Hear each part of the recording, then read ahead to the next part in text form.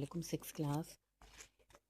دیکھیں ہم نے کل ڈکٹیشن یونٹ کا ایک پیج کیا تھا، نیکسٹ پیج ڈکٹیشن یونٹ کا ہم آج کریں گے۔ آپ لوگ اپنی بک اوپن کر لیں اور یونٹ کا نام ہے اردو زبان، پیج نمبر ہے 143۔ پیج نمبر 142 ہم کل کر چکے ہیں۔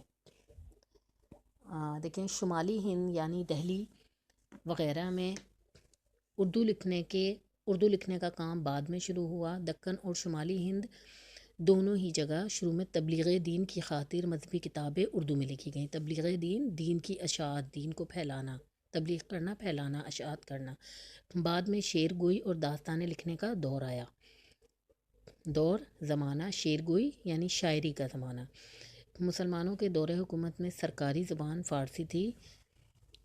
انگریزوں کی حکومت ہوئی تو انہوں نے فارسی کی جگہ اردو کو سرکاری دفتر کی زبان بنایا اور انگلستان سے آنے والے افسروں کو اردو سکھانے کے لیے اردو کی کتابیں لکھوائیں اور چھپوائیں۔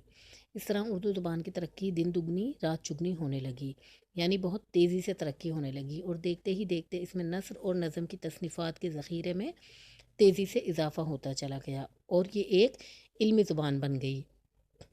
پہلے عربی اور پھر انگریزی کی اہم کتابوں کے ترجمے اردو میں ہوئے اور پھر اہل علم یعنی اہل علم حضرات نے اردو میں ایسی عمدہ کتابیں لکھیں جن کے ترجمے دوسری زبانوں میں کیے گئے۔ ان لکھنے والوں میں ہندو اور مسلمان دونوں شامل تھے۔ انگریزوں نے کچھ عرصے بعد اردو کی جگہ انگریزی کو دفتری زبان بنا لیا، لیکن ان کے اس اقدام قدم کی جمع ہے۔ اقدام سے اردو کی ترقی نہ رک سکی۔ ریاستوں میں دفتری کام بدستور اردو ہی میں ہوتا رہا۔ بدستور یعنی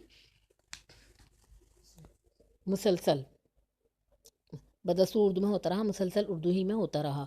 جب جنوبی ایشیا کی تقسیم عمل میں آئی تو پنجاب، مشرقی بنگال، سندھ، بلوچستان اور سرحد کے صوبے پاکستان میں شامل ہوئے۔ ان علاقوں میں سے ہر ایک کی اپنی ایک بولی یا زبان تھی، لیکن ملکی وحدت کے لیے ایک ایسی زبان کی ضرورت تھی جو ہر علاقے کے لوگ سمجھ اور بول سکیں اور دوسرے صوبوں کے لوگوں سے اس زبان میں گفتگو کر سکیں۔ یہ ضرورت اردو کے علاوہ کوئی اور زبان پوری نہیں کر سکتی تھی، چنانچہ یہی زبان پاکستان کی قومی زبان قرار پائی۔ جہاں تحریک پاکستان کو اردو سے یہ فائدہ ہوا کہ اس کے ذریعے یہ تحریک ملک کے گوشے گوشے یعنی کونے کونے میں پہنچی، وہاں پاکستان کے نتیجے میں خود اردو کو بھی ترقی حاصل ہوئی۔ نظریہ پاکستان پر بہت بڑی تعداد میں کتابیں تصنیف ہوئیں اور مختلف علاقوں کی زبانوں کے نثر اور نظم کے شاہکاروں کا ترجمہ اردو میں ہوا، یعنی جو بہترین نظمیں اور نثر تھی ان کا ترجمہ اردو میں ہوا، اور اس طرح اردو کا دامن وسیع تر ہوتا چلا گیا۔ قومی زبان کی حیثیت سے تعلیمی اداروں میں ابتدائی جماعتوں سے لے کر اعلیٰ درجوں تک اردو کو ایک مضمون کی حیثیت سے بھی رکھا گیا۔ ہر مضمون کی کتابیں لکھی جاتی رہیں اور اس کے علمی خزانے میں اضافہ ہوتا گیا۔ ان تمام منزلوں سے گزر کر آج اردو زبان اس قابل ہو گئی ہے کہ اس کا شمار دنیا کی ترقی یافتہ زبانوں میں ہوتا ہے اور اس کی تصنیفات کو دنیا کی ترقی یافتہ زبانوں کی تصنیفات کے مقابلے میں رکھا جا سکتا ہے۔ ترقی یافتہ یعنی جو ترقی کر چکی ہیں، ترقی پذیر وہ ہوتا ہے جو ترقی کر رہی ہوں۔ اس کے بعد دیکھیں آپ لوگ، آپ کی نظم ہے محنتی چیونٹی۔ یہ دیکھیں 6 کلاس پیج نمبر 130 پر ہے آپ کی نظم محنتی چیونٹی۔ یہ نظم حفیظ جالندھری کی لکھی ہوئی ہے اور اس میں انہوں نے ایک ننھی سی چیونٹی کی زندگی کے بارے میں اور اس کی خصوصیات کے بارے میں بتایا ہے کہ چیونٹی جو ہے بہت ہی چھوٹی سی اور بہت ہی حقیر سی ہوتی ہے، لیکن یہ بہت ہی عقل مند ہوتی ہے اور کسی بھی قسم کی محنت اور مشقت میں آر محسوس نہیں کرتی۔ یہ دن بھر کام کرتی ہے، لمبی لمبی قطاروں کی صورت میں کھیتوں میں جا کر اپنے لیے خوراک کا انتظام کرتی ہے۔ جسامت اس کی اس قدر چھوٹی ہے لیکن پھر بھی یہ اس قدر محنت سے اور اتنے منظم انداز میں کام کرتی ہے۔ اس کی ایک مثال ہے اس کا قطار بنا کر چلنا۔ یہ اپنے قطار بنا کر چلنے کی وجہ سے اس کے کام میں بہت ایک تو ڈسپلن ہوتا ہے اور دوسرا یہ راستہ بھولے بغیر اپنے گھر اپنے مقام پر واپس آ جاتی ہے۔ شاعر ہمیں چیونٹی کی مثال دیتے ہوئے کہتا ہے کہ انسان اگر ہمت سے کام لے اور اللہ کی دی ہوئی عقل کو استعمال کرے تو مشکل سے مشکل کام بھی ہمارے لیے آسان ہو جاتا ہے۔ اب یہ دیکھیں آپ لوگ لیڈ پینسل اٹھائیں اور اس کی جو مشکل ورڈز کے میننگ ہیں وہ لکھتے جائیں. یہ بھولی بھالی چیونٹی پھرتی ہے دن بھر رات بھر، کرتی ہے محنت کس قدر، جاتی ہے کھیتوں کی طرف لمبی قطاریں باندھ کر. قطار صف یعنی سیدھی ترتیب.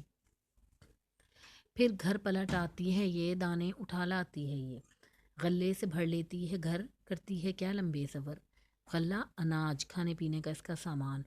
یہ بھولی بھالی چیونٹی رکھو کوئی شے ڈھانک کر، مل جاتی ہے اس کو خبر. شے چیز، ڈھانک کر ڈھک کر، یعنی کوئی چیز ہم ڈھک کر بھی رکھیں تو یہ خوشبو سونگھ کر پہنچ جاتی ہے. لے جاتی ہے یہ کچھ نہ کچھ، وہ خشک شے ہو یا ہو تر، تر گیلا. بو سونگھ کر بڑھتی ہے یہ، دیوار پر چڑھتی ہے یہ. بو کسی چیز کی اچھی یا بری خوشبو یا بدبو، مہک ہو یا کوئی بو ہو، یہ سونگھ کر کسی بھی چیز تک پہنچ جاتی ہے. جتنے ہیں ننھے جانور ان سب میں آتی ہے نظر، کیسی نرالی چیونٹی یہ بھولی بھالی چیونٹی. نرالی انوکھی، بھولی بھالی معصوم. محنت سے شرماتی نہیں، مشکل سے گھبراتی نہیں، کیسا ہی بھاری کام ہو کرنے سے اکتاتی نہیں. اکتانا بیزار ہونا، تنگ ہونا. رہتی نہیں بیکار یہ، ہے واقعی ہوشیار یہ، ہوشیار دانا چالاک. سستی اسے آتی نہیں، سستی اسے بھاتی نہیں. سستی کاہلی، بھانا اچھا لگنا. ہے عقل والی چیونٹی یہ بھولی بھالی چیونٹی. 6 کلاس آپ نے ڈکٹیشن پیراگراف کا جو ہاف یونٹ آپ کو آج دیا ہے، آپ نے اس کی پریکٹس کرنی ہے اپنی رف نوٹ بکس پر. اور یہ جو آپ کی محنتی چیونٹی نظم ہے اس کی آپ نے ریڈنگ کرنی ہے، اور جو ڈیفیکلٹ ورڈنگ یہ لکھ کر آپ نے یاد کرنے ہیں. اب آپ لوگ 6 کلاس آپ لوگ اپنی ڈائری نوٹ کر لیجئے. اللہ حافظ.